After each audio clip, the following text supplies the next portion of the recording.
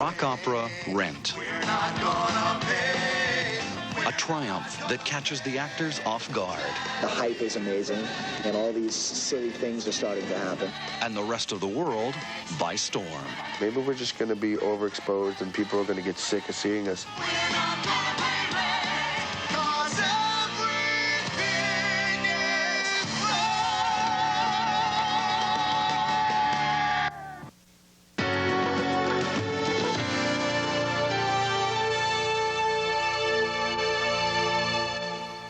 Our next story is the second in a series on the rock opera Rent, which permitted cameras from Impact to go backstage over the span of an entire year as the show went from a sketchy idea to a runaway Broadway hit. It's the kind of moment every playwright lives for, but which Rent's composer did not live to see. Joey Chen has details of what happened in the days after composer Jonathan Larson's unexpected death. She picks up her report in the spring of 1996.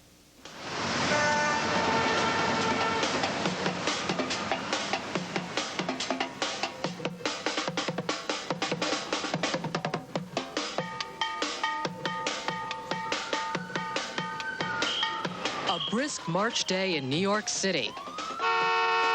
And Adam Pascal is making his daily trek downtown to the East Village. Going to work. 4 months ago, he was an out-of-work rock and roll singer.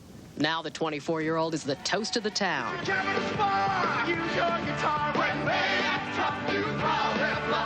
Rent is only 9 weeks old, but it's already a runaway hit.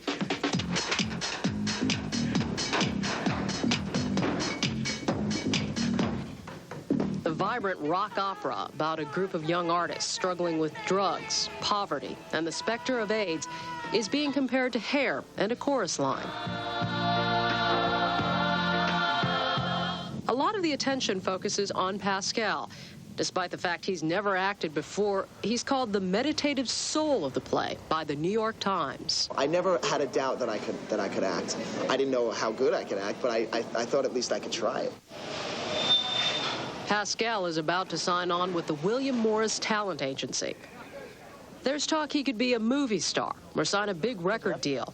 There are also rumors Rent may be moving to Broadway. Hey, what's up, buddy? Adam Pascal grew up in suburban Long Island in the late 1970s and early 80s. His heroes were rock stars. Music was his passion. I can remember singing along to Barry Manilow records when I was about, 8 years old, with the veins popping out of my head because I couldn't reach the notes, but I would still stand there and scream at the top of my lungs to try and hit them.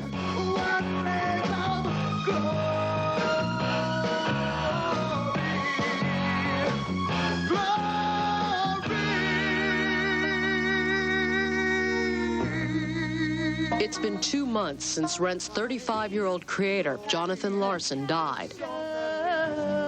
But his presence is still strong in the theater.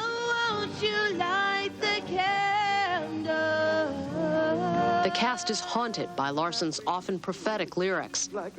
This is especially true for Adam Pascal, who plays a doomed composer struggling to write one great song before he dies. Find one song, a song about love, glory, from the soul of a young man, a young man. Jonathan Larson achieved his glory, but he never knew it. It was left to the living to experience his success and to deal with it. Like the characters they play in Rent, most of the cast really are struggling artists. So how would they react to the groupies, to the celebrities, to the magazine spreads? How would they remain true to Jonathan Larson's dream when Rent became big business? The hype is amazing, the publicity is amazing, and all these silly things are starting to happen.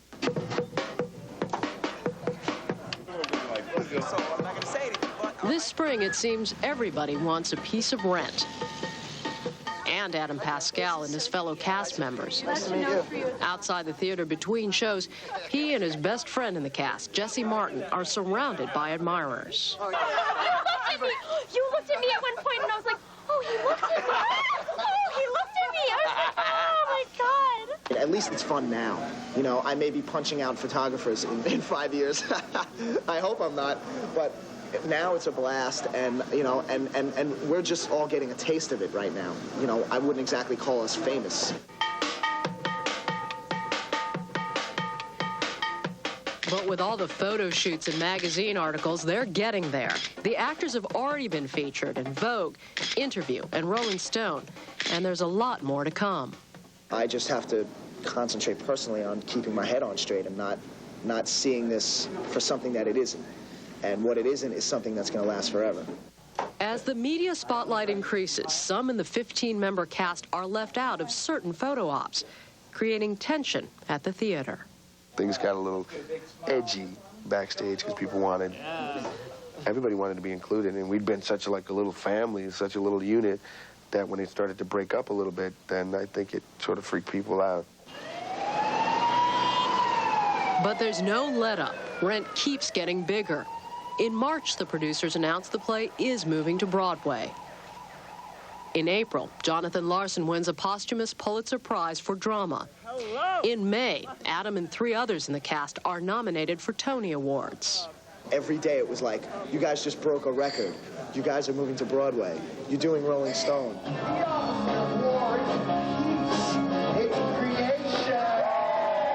For many in the cast, each piece of news just creates more pressure. Adina, get off the chair behind you.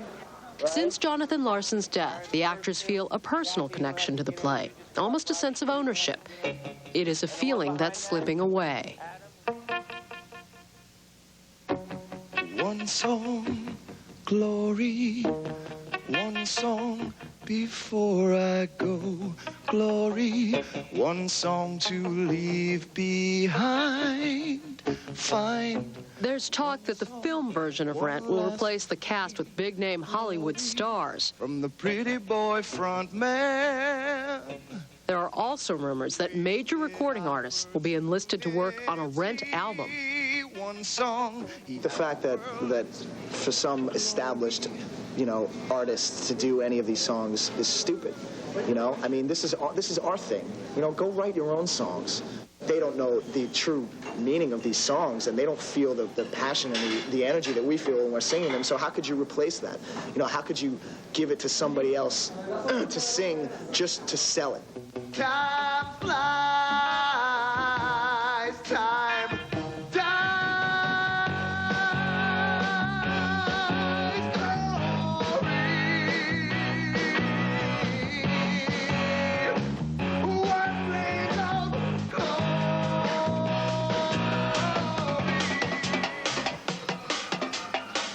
But the selling of Rent has just begun. It's estimated Jonathan Larson's creation could eventually take in $1 billion. Some of the actors try to take a stand. Pascal refuses to participate in a Bloomingdale's campaign to market Rent-style clothing. I have nothing particularly against Bloomingdale's as opposed to any other store. I just don't want to model clothes. I'm not a model. Rent is being sold quite well on its own. It doesn't need me to sell it anymore. Others begin to worry about overexposure. I said, maybe we're getting too much press at this point. Maybe we're just going to be overexposed and people are going to get sick of seeing us. Next thing you know, we were doing stuff for everybody. Rent was everywhere. Sunday, March 31st, 1996. The final show at the New York Theater Workshop, the last performance before Rent moves to Broadway. It's an emotional moment as the cast members take their final bows. A fond farewell to the tiny theater where Jonathan Larson first brought them together just 4 months earlier. The wrap party is both an ending and a new beginning. Broadway comes downtown for the event. I was crying and laughing and stamping my seats to put your feet down. I'm going, wow, yeah, I'm going, yeah, I'm trying to scream. I'm behaving like an idiot. It was just wonderful stuff. Thank you so much. It was a pleasure. Oh, boy. Thank you. We'll do something together someday. Absolutely, absolutely. 3 network camera crews, including our own, add to the carnival atmosphere and capture the night's intimacies. Jonathan Larson is toasted one last time here.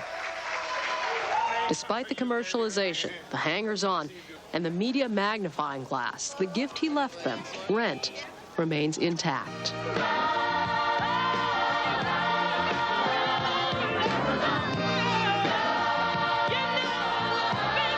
The T-shirts and the hats and the magazines and the films, whatever the nonsense is going on, means nothing when we're on the stage doing the show.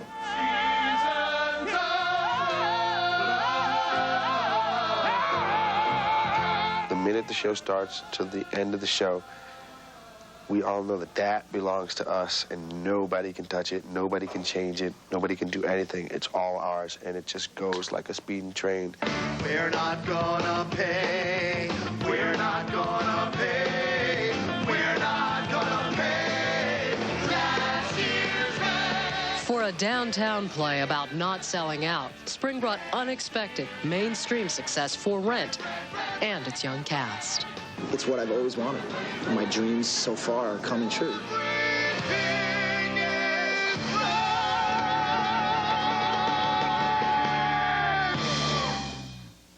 This further note, Adam Pascal and the original cast did perform on the soundtrack recording released last year.